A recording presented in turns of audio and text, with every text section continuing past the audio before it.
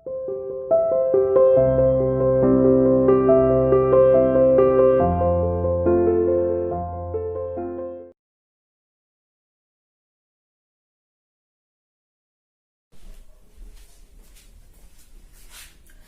students, welcome to this video again. Students, today we are doing class 6th social science geography portion. Name of our chapter is major domains of the earth. पृथ्वी के मुख्य areas कौन कौन से हैं, ये chapter 5 है। आज हम इसमें पढ़ेंगे कि पृथ्वी पर जो विभिन्न प्रकार की चीजें पाई जाती हैं, अब वो क्या है, वो इंपॉर्टेंट पॉइंट्स हम देखेंगे। यहाँ पर देखिए, number 1 lithosphere, atmosphere, hydrosphere, biosphere. Lithosphere क्या है, एटमॉस्फेयर क्या है, हाइड्रोस्फीयर किसे कहते हैं, बायोस्फीयर किसे कहते हैं, और ये हमारी अर्थ पर लाइफ कैसे पॉसिबल करते हैं, कैसे हम जीवन जीते हैं इन सब चीजों की हेल्प से। Point 2 what are continents. Continents means महाद्वीप, महाद्वीप क्या होते हैं।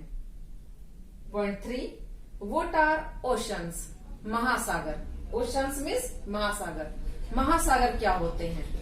हम आज इन सभी पॉइंट्स के बारे में बात करेंगे। स्टूडेंट्स, बहुत ही इंटरेस्टिंग चैप्टर है ये। कॉन्टिनेंट्स के बारे में पढ़ेंगे, ओशंस के बारे में पढ़ेंगे, सारे जो मेजर डोमेन्स हैं, एरियाज हैं अर्थ के, इनके बारे में पढ़ेंगे और कैसे ये लाइफ को पॉसिबल करने में हमारी हेल्प करते हैं।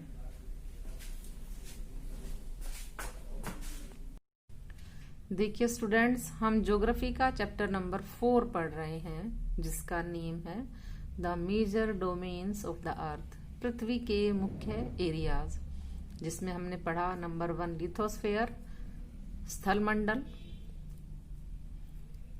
नंबर 2 हाइड्रोस्फेयर, जल मंडल, थर्ड इज एटमॉस्फेयर। अब देखिए, हम लिथोस्फेयर पढ़ रहे हैं, स्थल मंडल पढ़ रहे हैं, जिसमें हमने पढ़ा कि पृथ्वी का जो सतह है वो 2 भागों में बटी हुई है। एक पर भूमि है और दूसरे भाग पर पानी है। तो जो भूमि है, जहां जमीन है, वो कई कॉन्टिनेंट्स में बटी है, कई महाद्वीप में बटी है। हमने एशिया और यूरोप कॉन्टिनेंट के बारे में पढ़ा। अब हम पढ़ेंगे अफ्रीका कॉन्टिनेंट। देखिए, Africa is the second largest continent after Asia. Africa Asia के बाद दूसरा बड़ा महाद्वीप है। द इक्वेटर और 0 degree latitude runs almost through the middle of the continent. जो इक्वेटर है, हमारी भूमध्य रेखा है, जो 0 डिग्री हमारी अक्षांश रेखा भी कहते हैं हम जिसको, वो इस कॉन्टिनेंट के बिल्कुल मध्य से, बिल्कुल बीच से गुजरती है। A large part of India, a large part of Africa lies in the northern hemisphere. एक बहुत बड़ा भाग अफ्रीका कॉन्टिनेंट का उत्तरी गोलार्ध में पड़ता है। लुक एट द फिगर 5.1, जो 5.1 फिगर हमारी है वर्ल्ड मैप की, उसको देखिए। You will find that it is the only continent through which the tropic of cancer, the equator and the tropic of Capricorn pass. आप पाओगे कि केवल यही एक ऐसा कॉन्टिनेंट है, महाद्वीप है, जिसमें से ट्रॉपिक ऑफ कैंसर भी गुजरती है, भूमध्य रेखा भी गुजरती है और ट्रॉपिक ऑफ कैप्रिकॉर्न भी गुजरती है। तीनों रेखाएं इस कॉन्टिनेंट्स के से गुजरती है। The Sahara desert, the world's largest hot desert, is located in Africa. जो सहारा डेजर्ट है, जो संसार का सबसे गर्म मरुस्थल है, वो अफ्रीका में है, Sahara desert. The continent is bound on all sides by oceans and seas. ये महाद्वीप चारों तरफ पानी से घिरा हुआ है, जिसमें महासागर हैं और सागर हैं। महासागरों और सागरों से ये महाद्वीप घिरा हुआ है। Look at the world map. World map को देखिए फिगर 5.1 में। You will notice that the world's longest river the Nile flows through Africa.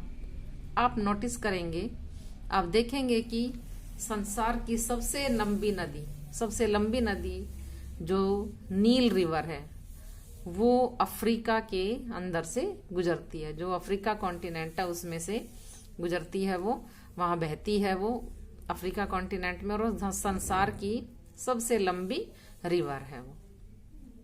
Notice, ये भी देखो, ध्यान दो, where the equator, the tropic of cancer and the tropic of Capricorn pass in the map of Africa. और ये भी देखो कि कहाँ से इक्वेटर गुजरती है, वो मध्य रेखा गुजरती है, कहाँ से ट्रॉपिक ऑफ कैंसर गुजरती है और कहाँ से ट्रॉपिक ऑफ कैप्रिकॉर्न गुजरती है। मीन्स तीनों ही रेखाएं किस एरिया से गुजरती है, आप वर्ल्ड मैप देखिए और उसको नोटिस कीजिए। North America is the third largest continent of the world. उत्तरी अमेरिका संसार का तीसरा बड़ा महाद्वीप है। It is linked to South America by a very narrow strip of land called the isthmus of Panama. ये साउथ अमेरिका कॉन्टिनेंट से जुड़ा हुआ है और बहुत ही बारीक संकीर्ण जो भूमि की सतह है, जिसको कि इस्थुमस ऑफ पनामा बोलते हैं, उससे जुड़ा हुआ है। इस्थुमस का मीनिंग होता है कि वो सक्रिय जमीन जिससे दो बड़े भूभाग जुड़े होते हैं। मीन्स जो पनामा की सक्रिय जमीन है जिससे नॉर्थ अमेरिका कॉन्टिनेंट जुड़ा है और साउथ अमेरिका कॉन्टिनेंट जुड़ा है, इसको इस्थुमस बोलते हैं। The continent lies completely in the northern and western hemisphere. जो नॉर्थ अमेरिका कॉन्टिनेंट है, जिसमें कि सबसे बड़ा देश अमेरिका है, यूएसए है, वो नॉर्दर्न हेमिस्फीयर और नॉर्दर्न उत्तरी और पश्चिमी गोलार्ध में है। कि जब हम मैप देखते हैं तो ये वेस्ट में पड़ता है north America. 3 oceans surround this continent. 3 महासागर इस कॉन्टिनेंट के चारों तरफ है। 3 महासागर इस कॉन्टिनेंट को घेरे हुए हैं। Can you name these oceans? क्या आप इन ओशंस के नेम बता सकते हैं? एक तरफ तो है अटलांटिक, ईस्ट में अटलांटिक ओशन, वेस्ट में पैसिफिक है और नॉर्थ में आर्टिक। ये 3 हैं इसके जो 3 बड़े ओशंस हैं जो अमेरिका को 3 तरफ से घेरते हैं। अब हम साउथ अमेरिका के बारे में पढ़ेंगे। South America lies mostly in the southern hemisphere. South America अधिकतर जो उसका भाग है वो सदर्न हेमिस्फीयर में, दक्षिणी गोलार्ध में पड़ता है। Which 2 oceans surround it on the east and the west. कौन से 2 ओशंस हैं जो इसको पूर्व और पश्चिम में घेरते हैं? यानी इसके दोनों तरफ ईस्ट में अटलांटिक ओशन है और वेस्ट में पैसिफिक ओशन है। The Andes, world's longest mountain range, runs through its length from north to south. जो एंडीज माउंटेन है वर्ल्ड का सबसे लंबा माउंटेन है लेंथ में, और ये पूरे साउथ अमेरिका में इसके नॉर्थ से लेके साउथ तक फैला हुआ है।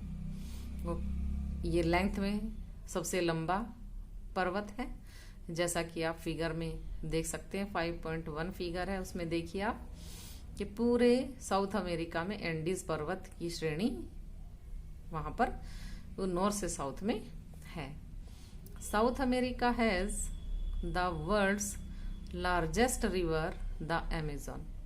साउथ अमेरिका में संसार की जो सबसे चौड़ी रिवर है, बड़ी रिवर है अमेजन, जिसका नाम अमेजन है, वो रिवर साउथ अमेरिका में है। साउथ अमेरिका में ये अमेजन रिवर है।